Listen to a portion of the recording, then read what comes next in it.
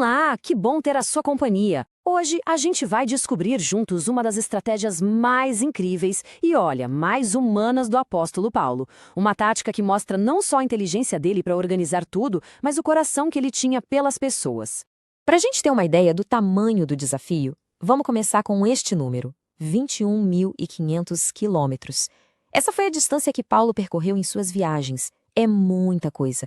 E a maior parte disso a pé, cruzando o Império Romano. Agora pensem só na dificuldade que era para manter contato e cuidar de tantas comunidades que iam nascendo por esse caminho todo. E isso nos leva à grande pergunta de hoje. Como é que Paulo dava conta de tudo? Como ele conseguia ensinar, animar e até corrigir essas igrejas, muitas vezes de tão longe? As cartas, claro, eram parte da resposta. Mas elas não eram tudo. Tinha um segredo a mais aí. Um método muito mais pessoal. A missão de Paulo era simplesmente gigantesca. E ele sabia que para construir e manter essa rede de fé, precisaria de várias frentes de atuação. E a estratégia dele era brilhante. Primeiro, ele focava nas grandes cidades, nos centros comerciais, porque de lá a mensagem se espalhava mais fácil. Segundo, ele sempre que podia voltava para visitar as igrejas e fortalecer a galera. Terceiro, claro, ele escrevia cartas. Mas é o quarto ponto que é o nosso foco hoje. Quando não dava para ir, e uma carta não era o bastante, ele enviava pessoas da sua mais absoluta confiança. E é aqui que a gente entra no nosso estudo de caso de hoje. Vamos dar uma olhada na missão de dois desses mensageiros, o Tíquico e o Onésimo. Eles foram enviados para a igreja de Colossos e são um exemplo perfeito de como essa estratégia funcionava na prática. Agora, olha que interessante essa comparação. Notem como Paulo descreve Tíquico em duas cartas diferentes, para duas igrejas diferentes. As palavras são praticamente as mesmas: irmão amado, fiel ministro. Isso não é só um elogio, sabe? É como um selo de qualidade, uma prova da enorme confiança que Paulo depositava nele. Então, qual era a missão deles em Colossos? Tinha um objetivo duplo.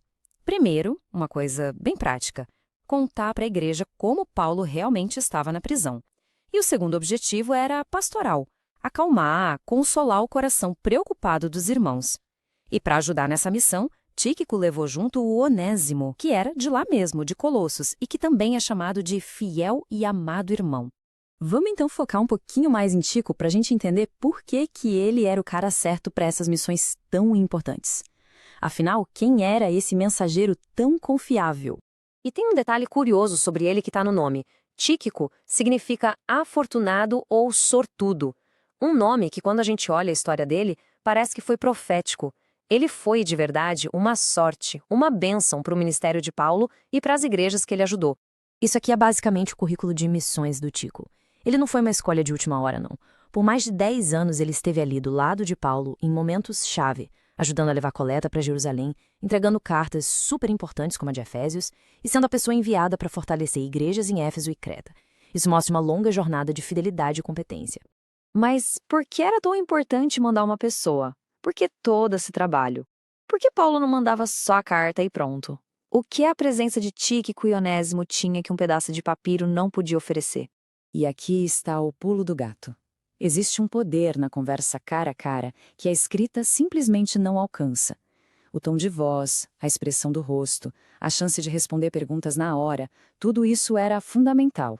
Ainda mais para falar de um assunto tão delicado como a prisão de Paulo. Enviar um amigo de confiança não era só para entregar uma informação. Era um gesto de amor. Mostrava preocupação pessoal, um cuidado profundo. E isso fortalecia os laços, lembrava aquela comunidade que, mesmo longe, eles não estavam esquecidos. Que Paulo, mesmo preso, se importava tanto a ponto de mandar um dos seus melhores homens para vê-los. Certo. E o que a gente pode aprender com essa estratégia de 2000 anos atrás? Como essa história conversa com o nosso mundo de hoje, que é tão conectado pela internet, mas muitas vezes tão distante pessoalmente? A grande lição, para mim, é que essa estratégia de Paulo mostra a verdade do seu ministério. Ele não estava só construindo uma organização, ele estava cuidando de gente. Esse método mostra o lado humano dele, o amor, a preocupação real, provando que por trás da teologia toda batia um coração de pastor. E isso nos deixa com uma pergunta para refletir. Na nossa era de mensagens instantâneas, e-mails e redes sociais, como é que a gente pode ser um Tíquico ou um Onésimo para as pessoas na nossa vida? Como podemos oferecer não apenas palavras numa tela, mas a nossa presença para levar consolo e força de um jeito real, pessoal? Se essa reflexão te ajudou de alguma forma, considere curtir e compartilhar este conteúdo. Assim, mais pessoas podem ser inspiradas por esse exemplo incrível de cuidado e conexão pessoal do apóstolo Paulo.